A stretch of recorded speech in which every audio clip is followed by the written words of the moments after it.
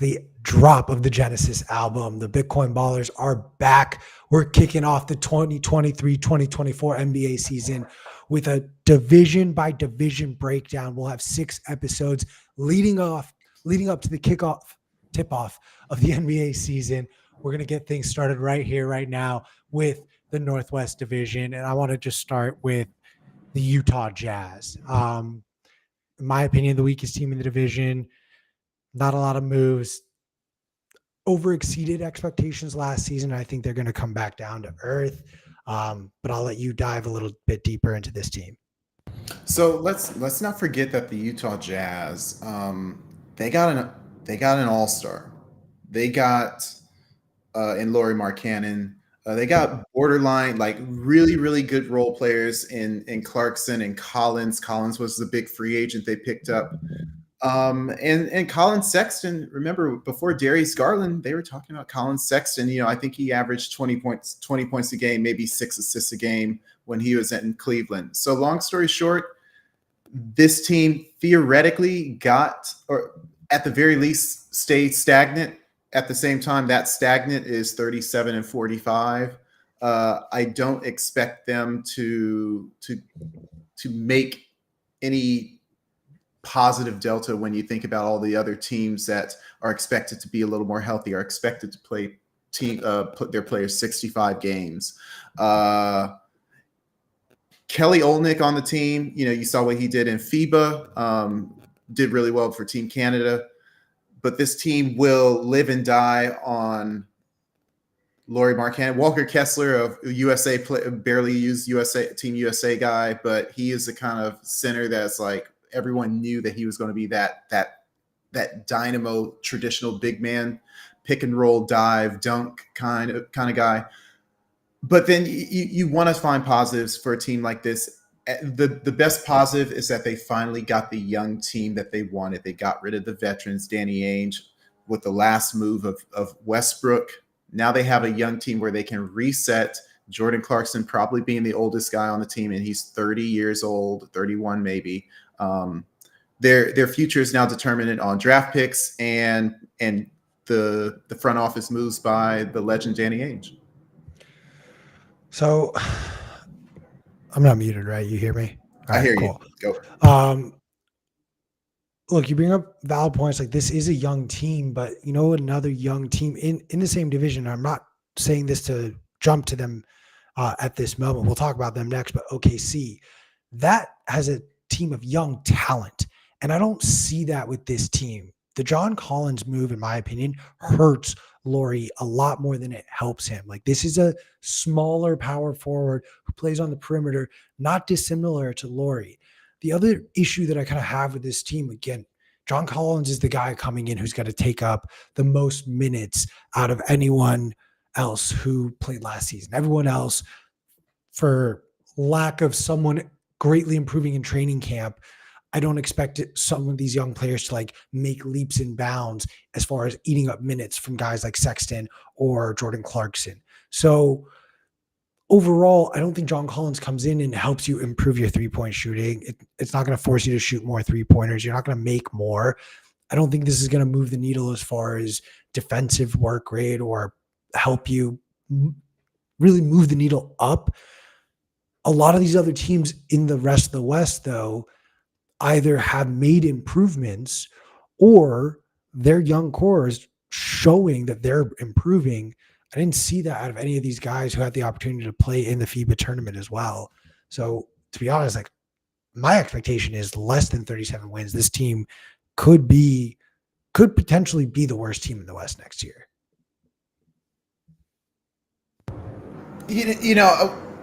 I understand that dynamic. I understand that perspective, and we don't want to go too back and forth on the Utah Jazz. But I will say that, I just don't. And we'll get to Portland. I don't believe much in the Portland Trail Blazers. I don't believe much in the incentive of certain teams getting their best players on the floor. Shout out New Orleans Pelicans.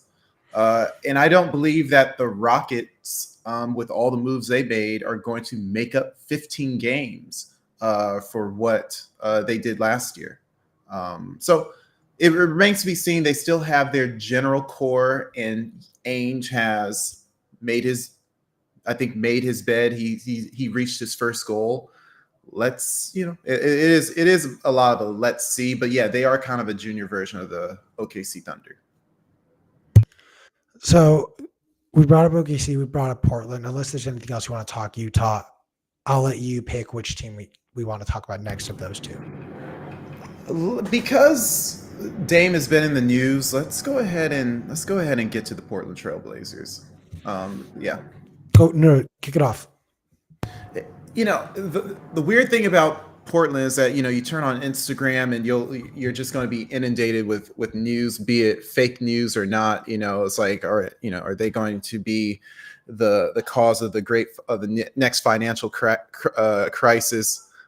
Dame is still the hot ticket item in the NBA, where we don't really have much news to report. I think the most recent thing I saw was a potential 3-way trade with the Phoenix Suns, bringing DeAndre Ayton, your favorite center, to the Portland Trailblazers. And then the comments were Take him and run. You're a Phoenix Suns team fan. Oh, I see. Yeah. What I would say is that because Lillard is still at the top of the Portland Trailblazers depth chart, that leaves more questions than answers for that team. They are young, and they are young plus Dame. And we know that this type of dynamic, where you have this one legacy piece from another generation and then a bunch of people from another generation, or vice versa, just doesn't mix. Oh, a little feedback. Sorry. Andrew Bynum with the Lakers. Kobe was always getting on him. There was a time. LeBron traded away Andrew Wiggins before he had a chance to play in Cleveland. You can always go back to these nuances, these examples where the old Sesame Street thing. Which one of these doesn't belong? And this one, no matter how great you think Damian Lillard is from an all-time perspective, he's the one that doesn't belong. So I'm curious to see, who's the third team to take Lillard's talents to Miami. Shout out Weinicus. I'm curious to see if do the Celtics, pull off this blockbuster and send their new contract to Portland. What is it, Jaylen Brown, or does he go somewhere else entirely? Well, what I will say is that I like this youth setup with Scoot, Simmons, Sharp, Nurkic, a little veteran but a role player. Grant, veteran but not as on that championship. Excuse the lawnmower outside. Not as much of on the championship trail as Lillard. So it's like the young guards, the young wings and guards are going to drive this team to victory or defeat. I will say that I look at them as potentially, because again, in the same reason that the Utah Jazz were down at the bottom, I don't see Portland making whatever trade they do will put them in a playoff position. But they, getting experience for Scoot Henderson, getting experience for Simmons, without the shadow of Lillard has to get his 23 shots a game. That's going to be more important than allowing, another 30-point a game season for Lillard. Yeah, the truth is, and we've talked about this all off season, they're not moving Lillard until after training camp. They're not going to make his life easier, and they're not going to make one of their opposition have a clean runway to a championship. Because if he goes to Miami, if he goes to Boston, if he goes to wherever he's been rumored, they are immediately in the championship conversation. Don't put it past the Phoenix Suns to somehow pull this off and get Dame for an Ayton package, and he ends up in Phoenix. I don't even put it past that team. I could see something crazy happening, and that owner just saying, I'll pay for my first NBA championship. I'll pay all the fines for it. And that's an unfortunate truth about this team because you don't give these young players the opportunity to understand what their role is really going to be in training camp. But I do hope, and I don't know Dame personally, but the way he has handled his career, he comes off at least like the type of veteran in this situation that were he to show up, he's not showing up to listen to the coaches. And I don't mean that in a bad way. He's showing up to help the young generation, the next generation, pick up where he left off. I don't think he has the right opportunity, and I don't think this team is set out to succeed. They might be competing with the Utah Jazz for the title of worst team in the NBA this season because they're trying to shift away from their perennial superstar that they've had for the last 10 years. It's like an unfortunate drama that we're seeing play out a little too often. And for that reason, you want to see this team find the right pieces. Like, you have a lot of good young guard talent here. As much as I despise DeAndre Ayton, he's actually an excellent fit here. This is also why, and I know the Miami Heat would never take this deal, but why the package around a trade for Dame to Miami, the idea of Bam being included in that sets this team up to find sort of this second wind after losing, dare I say, the best player to ever don a Portland Trailblazers jersey. And yes, I say that over Clyde Drexler and Bill Walton. Is that allowed? Do you want me to? No, I think that's fine. I mean, okay. Yeah, I think you're biased to the new generation. No, I'm not. No, I think okay, Clyde, Mr. James Harden is a top 25 player. I think if you want to compare Clyde and Dame, I think that Dame has that better peak, whereas and that better longevity. Clyde was on the team that got to the finals twice. And arguably the best player, if not sharing that role with Terry Porter. So I think that Clyde and Terry are both in the greatest players of all time, just from a win share perspective, in top 75, not top 25. But when you think about Lillard, just the raw talent, like I'm better than you kind of thing. Yeah, I could say that. But Terry Porter and Drexler did more for the Blazers than Lillard did. And maybe because the sum of them two was greater than whatever Dame had with whatever role players he had with him. That's how I see it. So it's close, Fair. But I give the benefit to both of those guys over him. Okay, I'll allow that. I do want to comment on the Ayton thing. I say that Ayton would be good for this team because he would jump immediately to a potential number 3 or number 2 option, just from the fact that Scoot Henderson isn't coming into 4. He's not there. He's not going to be the 4. He has history of scoring 18 points a game in the NBA. Scoot Henderson isn't coming in. He has history of Chris Paul giving him layup after layup. That's all his history is. If I'm the coach, Scoot, number 1 option. I'm probably giving Alfred the second option, and then I'm going Jeremiah Grant over DeAndre Ayton every time down the court. And Ayton, you want to earn your place, you set strong picks, and you grab offensive boards. And who did you say was the number 1 option in Portland? Scoot. Okay, so you're saying that Scoot is just going to go in. So Simmons averaged 21 points a game last year. You're saying, hey, Scoot, we're going to have you guns blazing. He's going to get 23 points a game. Scoot for rookie of the year. Scoot Henderson is going to average 15 points a game. He's going to be a solid rookie, and it's going to be nice. Simmons and Grant will be the guys along with Ayton, and Scoot's going to feel his way out, going through the ups and downs, and he's going to be in a very good situation. If DeAndre was there, he would be the clear third option, getting about 17 points a game. Scoot is about to do something that will change the shape of the NBA forever, and specifically the G League, because he comes from the G League, and he is going to have such a successful rookie year that teams are going to start prioritizing G League players when we need a player ready right now. And it's going to start to be you're going to start to see a system look and feel a lot more like the MLB sort of minor league system. And teams are going to, Scoot will be so successful that teams are going to look at the G League and recognize how they're underutilizing it.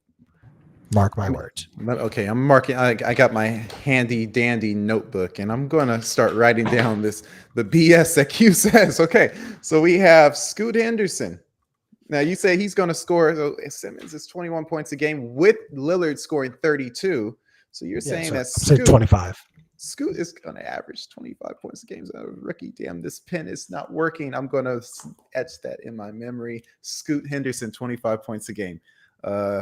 You heard it here. We're trying to get good ratings here.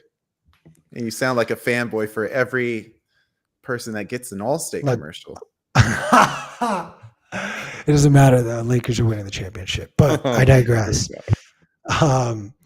Anything more you want to talk on Portland? You want to rebuttal what I have to say, or do you want to go to OKC? I think I've rebutted enough. I think that they're going to be stuck at with Lillard, they had 33 wins. Without Lillard, they're going to likely go down. Oh, but look out, Scoot Henderson. All right, let's hit the OKC. Oklahoma City Thunder.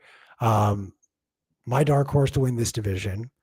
SGA and Team Canada put a whooping on the bronze medal game for Team USA. I thought that was going to be the gold medal match. I was almost vindicated, but Dennis Schroeder took care of the fact that the U.S. didn't win. So shout out the Lakers sixth man. But OKC and SGA, he took strides last season, but we don't need strides from him. He needs to continue to grow as a player. But I was really impressed by Josh Giddey. And Josh Giddey looks like he's making strides. And let's not forget the Chet Holmgren out all last season. As of right now, knocking on some wood, he's healthy. All of a sudden, SGA looks like he's got support. So I'm telling you, this team, look, dare I say, has shades. I'm not saying it resembles. Okay, you got different players. Two of them are white. It's not the same team, but has shades of OKC back when it was Russ, KD, and Harden early days. And watch for this team to make the same type of surprise that we saw that team make. Made the playoffs. They should have made the playoffs this past season. They got bumped in the play-in game, right? They lost to Minnesota. Right? I have that right. Yes. Yeah. Sorry. This is a playoff team this season, no doubt in my mind. And it wouldn't surprise me if they at least gave a team a hard time in the first round. I don't really expect much more. I'm not saying this is a championship team. I need to see how these pieces play. We've never seen Chet Holmgren play an NBA game, coming back from injury. Hopefully this is a fully healthy season for this whole team, but excited to see what Oklahoma City can do. Remember that I don't know how old Shai Gilgeous is. He's 25 years old, and he's like he's an elder statesman on this team. You have Giddey, who had 20. He's 20 years old. He averaged 16.6, 8, and 6 as the other point guard. I don't want to call him a formal shooting guard. When you consider how much Shai was shooting, he's almost the actual shooting guard on that team. Then you have guys like almost like Steph Curry, right? Very much so. Which like is not Steph a bad. Curry changed the game. Oh forever. Goodness! Steph Curry is a great top 25 player. That's right. They had a lot of other players that came in, filled in, where you didn't really expect these guys to, like, who are they? And what's his name? Jalen Williams, one of them, the 22-year-old 6'6" guy. He averaged 14 points a game. And then you have Isaiah Joe, who came off the bench averaging 10. You have Luke. Go ahead. Some of these guys that you got to recognize, like, will have their minutes cut because of Chet next year. Exactly. And I guess what I'm saying is that these guys show that they can be uh, potent players in a in critical times. And it's not like the Houston Rockets where you had their dynamic duo who they're trying to trade one and they win 22 games all year. OKC won twice as many games with these guys who were asked to play critical minutes in critical times. And now you add in the first round pick of last year. And I believe they had, I don't want to talk about who they may have gotten in this draft. I'm not too familiar with them, but I will say that just this core that you mentioned, Giddey, Holmgren, and Shai Gilgeous, if Holmgren can come in and be a solid third option, getting 14, 15 points a game, the other guys who were fill-in roles, William, Dort, Joe, they take a step back for Holmgren. What you see is OKC staying above 500. They were 40 and 42 this year. Shai Gilgeous is going to be more impactful. He hasn't hit his prime yet. He'll probably get, even if he were to score 2 points a game less, the idea I was is gonna that say, like, you can't get more impactful than 32 points a game as far as like scoring side. right. And so I'm talking about being able to be more of a distributor, because he's going to have a better weapon in Holmgren. So it's like, and Holmgren will get easy buckets because of the passing ability, the creativity of those two guards. Their 3-point shooting is obviously reliable. I see Oklahoma City getting a tough fought 44 games, being in the play-in still, and they're going to win the play-ins, and they're going to be a 7 or 8 seed, and they're going to face off against a potential Nuggets, Suns, Lakers kind of dynamic, maybe Clippers. They also have Oladipo. And they have Oladipo. And when I look at that, I'm thinking, That's to teach Shai how to stay healthy. That's all I'm thinking. It's literally like, yo, don't Vic, do come that, here, right? come here and tell this kid everything you did so he never does any of that for the rest of his career. Hey, I tell you, Oladipo was hot for Dude, the week he played for the Miami Heat in the playoffs, and we were thinking, oh gosh, what's his name? Who's a white boy? Tyler Hero went down, and it's okay because Oladipo is going to pick up where he left off. And all I can say is that if he comes back at anywhere close to where he was, because at this point, I think that you can only be so hurt, 3 ACL and Achilles injuries. The OKC is going to be in a good, and it's going to make noise, and that noise may be short-lived because there's so many good teams in the West. I have zero belief that Oladipo is going to make any on-court impact in the box score sense. I bring up his name because, to your point about like Shai being the elder statesman, Oladipo is the eldest statesman as far as 10-year NBA vet. The next closest player is at 7 years, Davis Bertrands. So, yeah, like Shai is the next at 5. That really paints the picture of how young this team is. Oladipo is playing the same role as Haslam played. Oladipo is playing the same role as Jared Dudley. He's just doing it much earlier in his career, but his body is broken. He's not getting another contract after this. And he very much is coming in as a mentor, in my opinion. And I wouldn't be surprised if you see Oladipo play like garbage time minutes or like slowly get phased out. Might play a little bit at the beginning of the season, but very much in like a Jared Dudley-esque role. Will he be available at the beginning of this season? I wouldn't think so.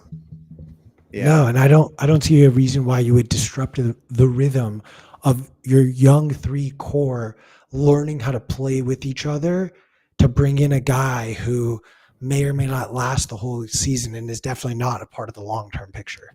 So the reason why I say that he's going to be in an okay position is because even while he was out of the rotation for Miami, he came in and was like, when they needed him, he's like, wow. I'm not saying that now he's going to be the second guard off the bench for OKC, but as the season goes long and guys get hurt, because they will, Shea's going to get hurt. Giddy may get hurt. And the idea that you can bring in someone who has shown that he's not, it's like, I'm mad because you're not playing me. He didn't play all the second half of the Miami season. He came in and almost saved the Miami Heat first round.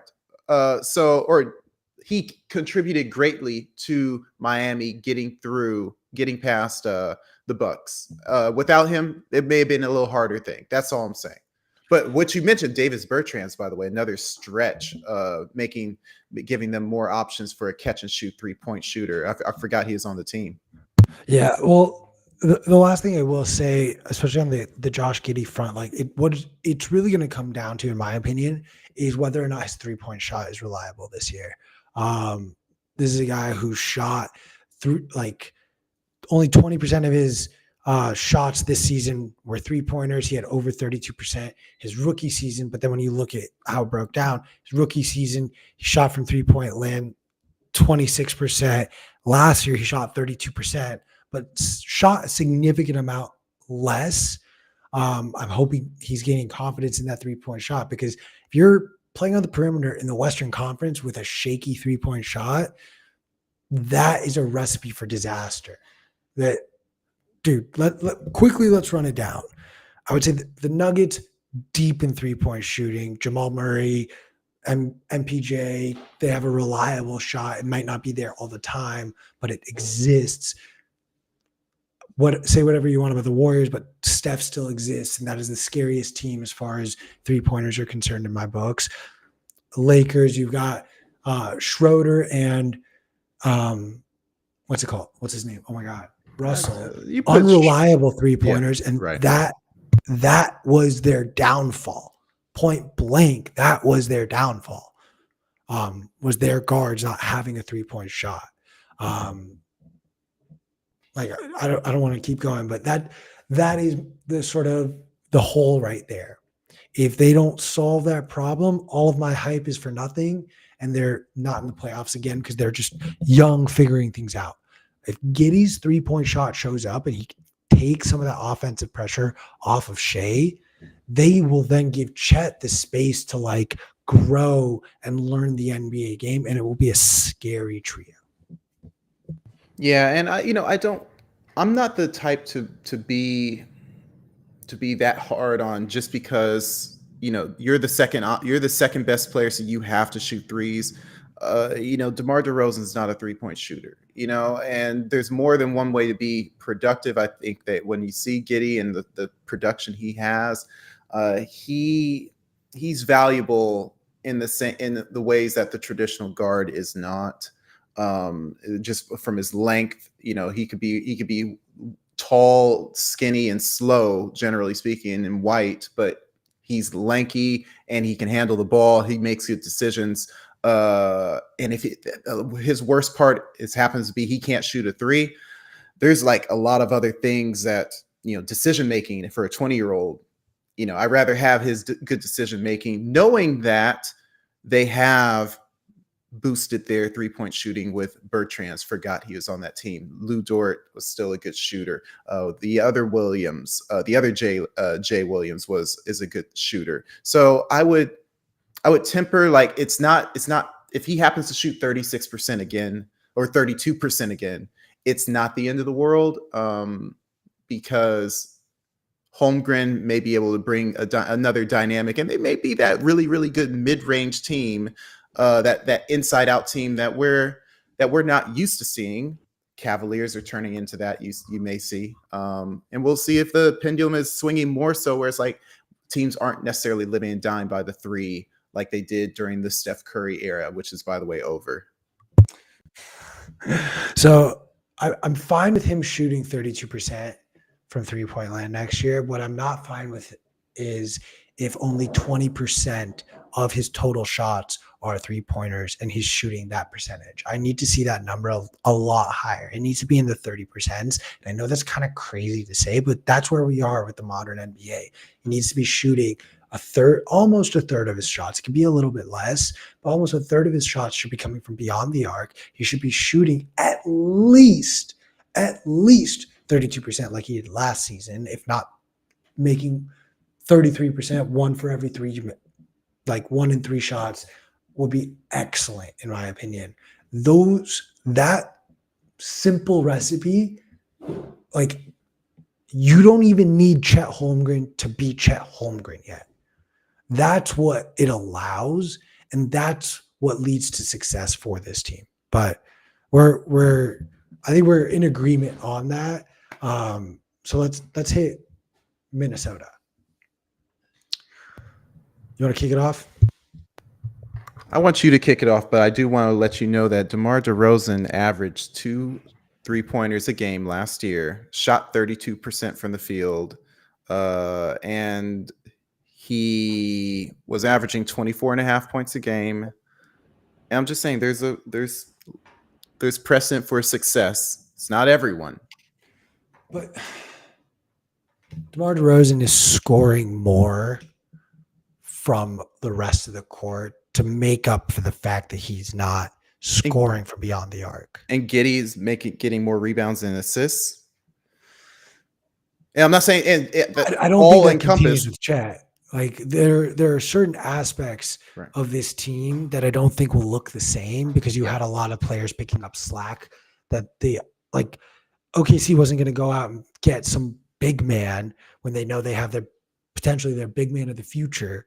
So I attribute some of Giddey's play last year to just sort of like stepping up rather than like the other 4 guys that we mentioned. Right. They're stepping up. Holmgren's going to take a lot of that usage, and what can they're going to have to be more efficient with the lesser usage that they have if they want to be successful, or at least have that same level of chemistry. All right. You go ahead and start. All right. So I'm just going to start very simply. Anthony Edwards is going to win most improved player of the season. Showed up. He's going to have his glow up year. He was very aggressive on Team USA, arguably our best player of the tournament. Might have been the reason why we didn't win the tournament, but I do think he's going to come this season hungry for more. I like what I'm seeing mentally out of this player. And, you know, the NBA has changed this most improved award over the years, and it's turned into sort of like which one of our young up and coming superstars made the leap. So following that pattern, that's why I'm picking Ant here. Look, Rudy Gobert is an overrated player in the NBA. He holds back his teams consistently, and I think so long as Cat can stay healthy, this team can make some noise. But I think they've got to move on from Rudy Gobert, and I think if he starts to impact their play negatively, if he starts to overcrowd Cat, if he's not performing to his level that he should be, he being Rudy, I could see a trade, them moving on from Rudy Gobert this season. Yeah, you know, when I look at this team, I'm wondering,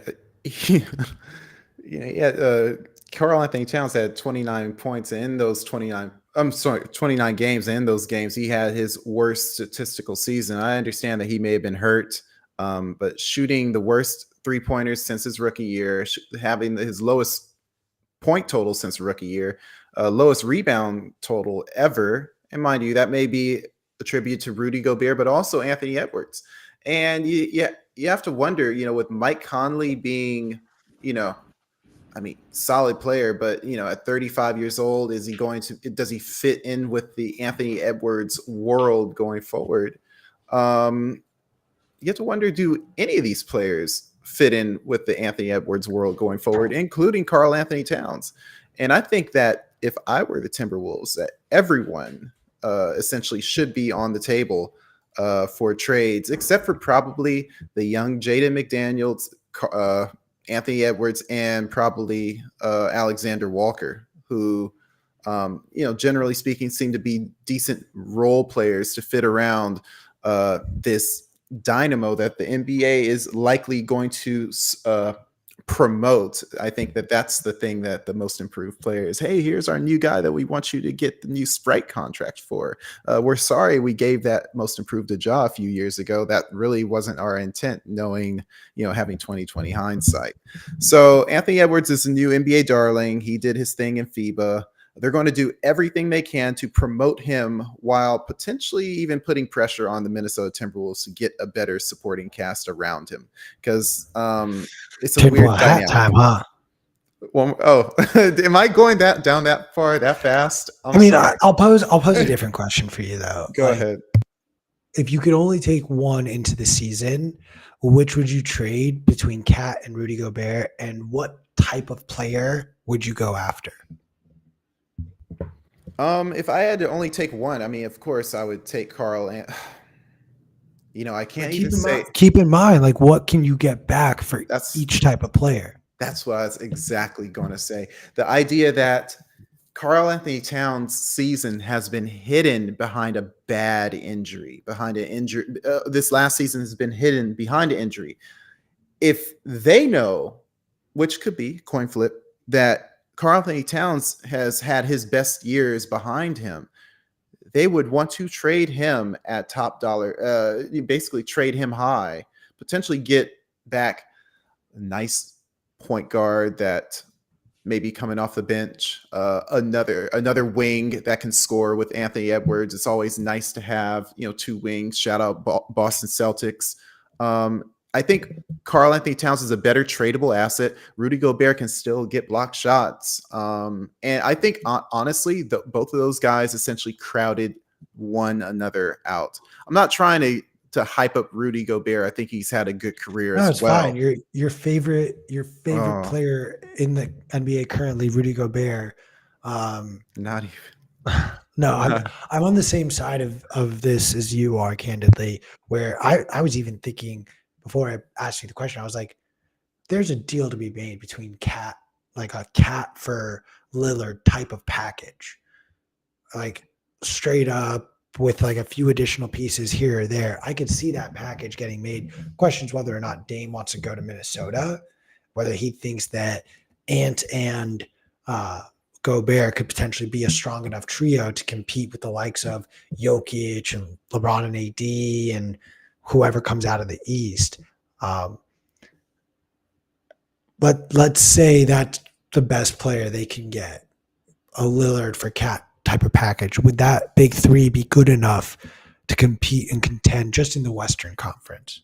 No, and honestly, I would just, in my opinion, I would put myself I would be more happy playing at home in familiar territory and having a bad season than to have a frustratingly borderline successful season and get swept in the first round. So Lillard, which should say a big hell no to going there.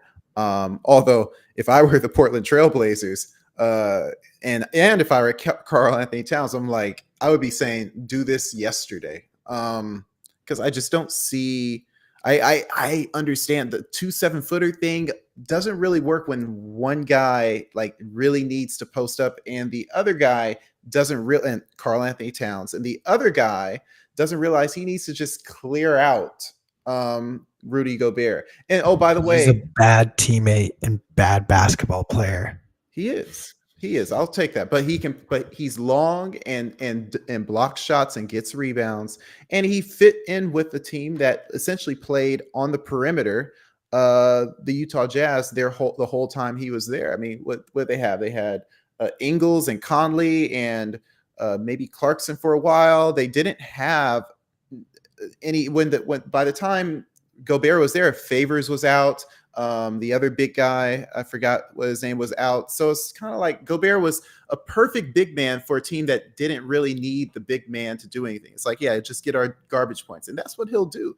But now it's like Karl Anthony Towns, a traditional back to the basket and stretch four. Karl Anthony Towns needs to be whatever he wants to be in the moment because he sure ain't playing no defense. The problem is that Gobert gets in the way. It's a lot of lack of chemistry. Anthony Edwards, with no competition on the wing, he's like, okay, well, y'all figure out what you need to do. I'm just going to be jacket.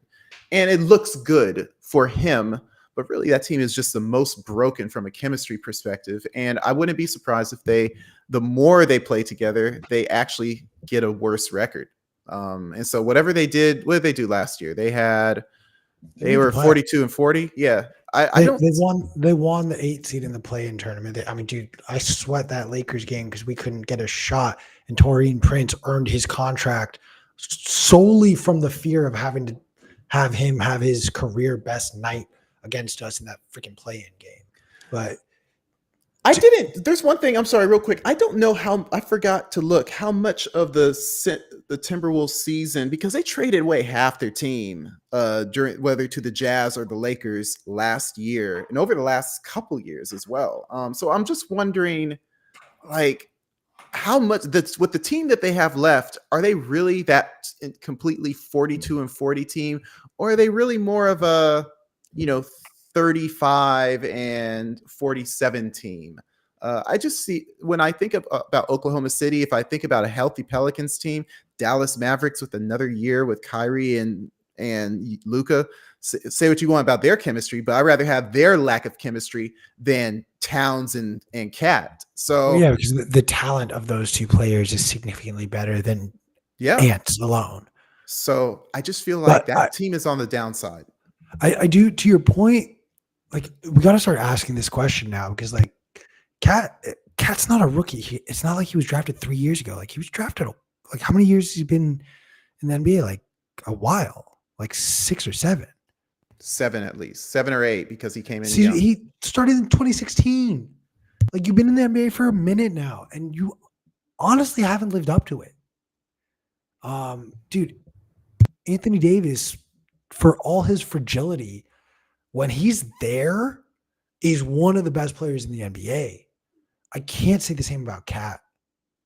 And at a certain point, you almost have to ask the question of, like, was this a bust? A little bit. Like, you were drafted number 101. You haven't lived up to that. They should be looking for a potentially to unload him before his contract's up. I don't know his contractual details, but a potential trade for him with him would be a smart move on their behalf, because they have Edwards, and he is, I would say 22 years old, and they should be looking to build around him, starting over, kind of like what Portland's doing right now with their small trio, kind of like what Oklahoma City is doing right now.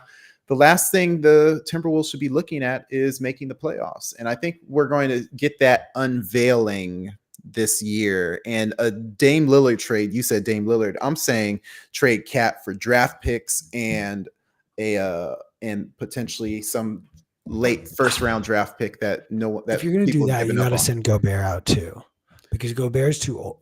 Gobert's older than Cat. And so the issue is, if you're going to blow this team up, you kind of have to ship both of these big men off, and then just promise Ant that, hey, we're going to rebuild around you. What do you want?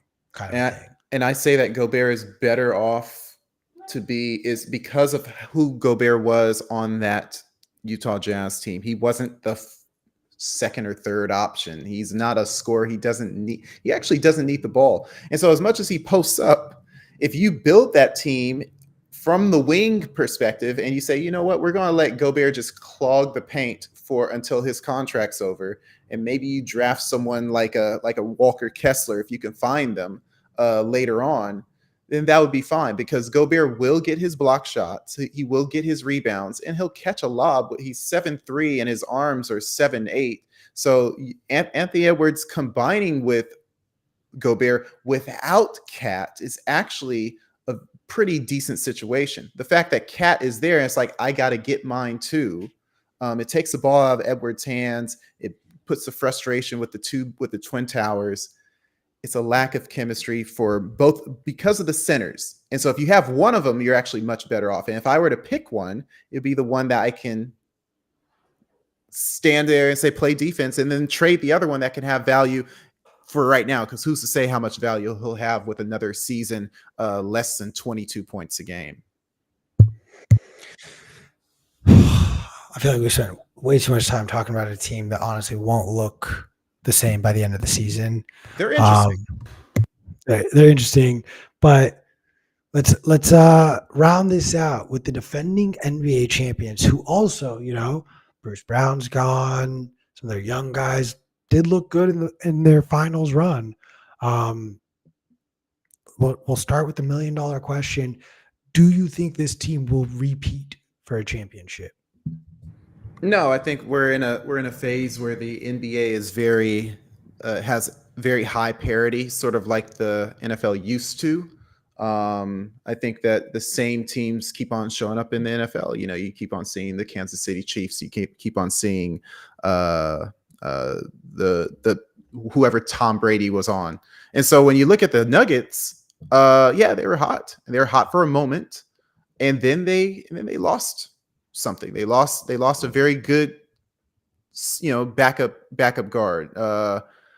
I think that they also won when a lot of teams were hurt and they had their chemistry, this whole season going through. And you could make the argument that, well, the Denver Nuggets didn't have their chemistry in the years past when they lost Murray one year, or they lost Porter another year. I want to say that we're already seeing teams build to try to contest the monstrosity that Jokic is. You can see the Cleveland Cavaliers having their two centers. They had three guys at 7 foot. They traded one away. You can see the Lakers. Now they have Jackson Hayes and they have Christian Wood. I'm not saying that either of them are going. Yeah, I'm not saying that either of them are going to stand up and guard Jokic, but it's the 12 fouls. It's the fouls. It's the fouls, right? It's the fouls. It's the fact that they can bring those guys in, still be reliable. Well, Jackson Hayes, a reliable defender. Woods, a reliable offensive player. Anthony Davis, both. But then now we're talking about three guys that are 6'10" or taller, and they're all going to play. So it's like, I feel like, the Nuggets are almost like that wildcat in football, where it's like, okay, we've seen it. We can play with it. Jamal Murray, as good as he is, he's nowhere near, the dynamo that, a Steph Curry is, or a Ja Morant is. Oh, so Steph Curry's still a dynamo. He's still a top 25 player of all time. And he's a good player. Yes, he's a very good player.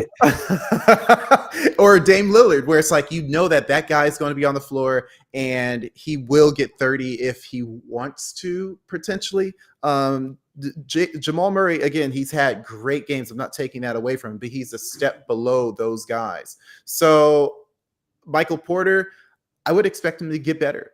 Aaron Gordon, I would expect him to maintain. I don't expect him to get any better.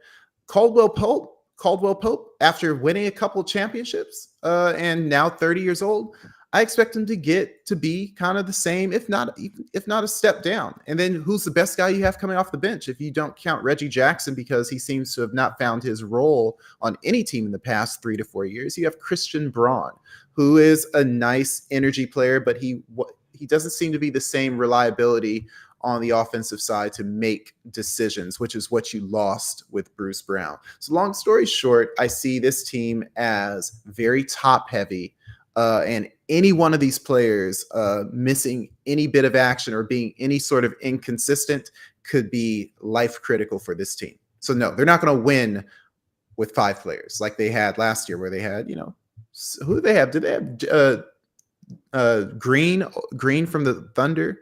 What's his first name? Who was on their team? Who was on stats? Jeff Green. They had Jeff Green. Okay. Yeah, they had Jeff Green. They had Bones Highland. Bones Highland was traded. They won the championship. They also have KCP. Yeah, and he's starting. And I'm saying that forever blame dumbass Pelinka for trading KCP away. But I don't know. Go ahead. If I may. I think the big thing to take away from the Denver Nuggets' success is the patience. This was a team that season after season after season since the bubble, they have been knocking on the door, and then injuries derail their season. Jokic winning back-to-back MVPs, due in large part to the fact that Murray wasn't there, and he was picking up a lot of the slack from Murray. Murray was back, and he was a contender, almost averaged a triple-double this year. But teams are game planning for him now, and I don't wish injury upon anyone. I want to see all these players healthy all season because that makes for the best basketball. I don't expect this team to be fully healthy all year long, and it might not be Jamal Murray. It might be MPJ, who also had a lot of injuries early in his career. Might be Aaron Gordon, who also spent some time injured while he was in Orlando. So my unfortunate expectation is that if this team stays fully healthy, they can contend absolutely. I think this team got really lucky with the injury bug last season, and unfortunately, the reversion to the mean is going to be kind of disappointing. There'll be a lot of questions of what could have been around this team, a lot more than should be, because this team deserves the opportunity to defend their title, and I hope they have it. I don't see, other than the Lakers, the Phoenix Suns will get to when we get there. I've said my piece on them, though, after these trades, that this team reads like an implosion waiting to happen.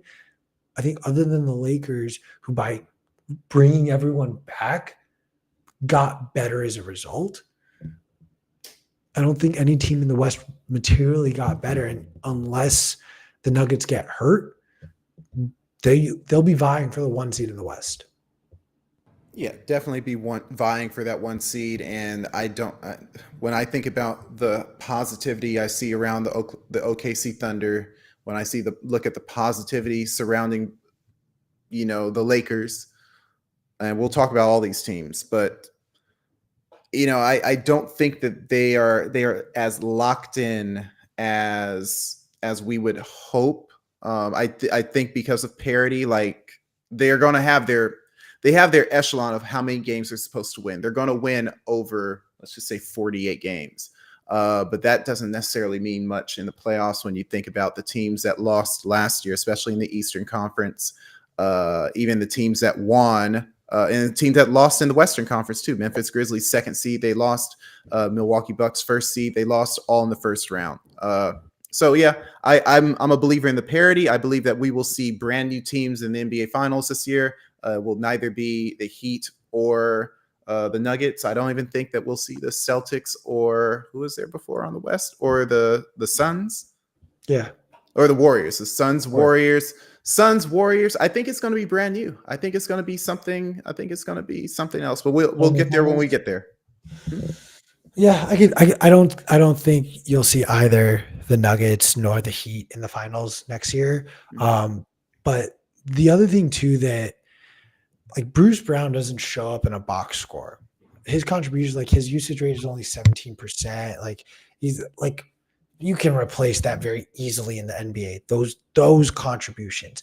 But what he contributes is a depth at perimeter defense and the length of MPJ and Aaron Gordon and Jamal Murray, who like isn't the best defender, but is stocky and long. And Bruce Brown, his arms were 6'11". Bruce Brown had length. And so what you're losing is perimeter defense and depth at that. KCP, a lockdown defender. Dude, it is tough to play this team when you have 5 different players who can essentially guard 1 through 5 and lock it down. That's a really hard recipe. But when you lose one of those guys, now all of a sudden you only have 4. That's still depth, but that's not as much depth as you had before. And you will wear these teams out. And unless Braun, you're not going to expand your wingspan, but you can play lockdown D. Alex Caruso doesn't have a wingspan, but he all defensive first team. And yeah, I'm making that comparison because they're both white guys, but Caruso's a lockdown defender. You lost a lockdown perimeter defender that might get exposed by teams that are willing to attack a team like OKC, for example. Yeah, and last go back, I do agree that Christian Brown is Brown. I'm sorry, look at his name. It looks like a League of Legends character. But Christian Brown is not going to not be a great defender, not going to be a great slasher on a winning team. He's going to get his highlights. He's going to get his media attention because they're going to be winning, and he's going to be there. I will say that the limitation on the decision-making, now the decision-making is now fully put on Murray and it's put on Jokic, where they had Jeff Green, they had Bruce Brown before, and you got essentially younger, which is less veteran, really, really fast. And I don't know if that's a good formula for getting back-to-back championships, because we know, if you watch, read about anything with the Lakers back in the day, with the Bulls back in the day, how hard that is. And put quite simply, you don't win back to back if you don't bring your core team back. And I talk, in my mind, core is the 6. And unless you're replacing and finding an adequate replacement for your 1 through 6, then you can't justifiably say you're bringing the core back. And you just lost your 6th man. This was 30 minutes a game that Bruce Brown gave you. So, or almost. So I think that will be a pain point, and it won't be something you see in the box score on the defensive end. I do think that this team does win the division. I do think they're capable of doing that. I do think they're capable of still being a top 2 team in the Western Conference, but they're one injury away from potentially being a play-in team just because of how deep the West is. Ulrich, I leave it to you for the final word. Yeah, so this is going to be a fun little preseason. We're going to bring with every episode, we're going to bring some guests to come talk about their favorite division, maybe a Bitcoiner, maybe a ball player. But that's the beauty of this show. It's not one or the other. We celebrate the Freedom Monetary Network at the same time we celebrate Ball is Life. So look forward to you guys. Next time, we're going to be pushing these episodes fast so we can get all 6 divisions in the preseason. And tune in for your favorite division. And always give us some feedback live, and we'll see you next time. Leave us comments down below. Please rate the podcast because we are now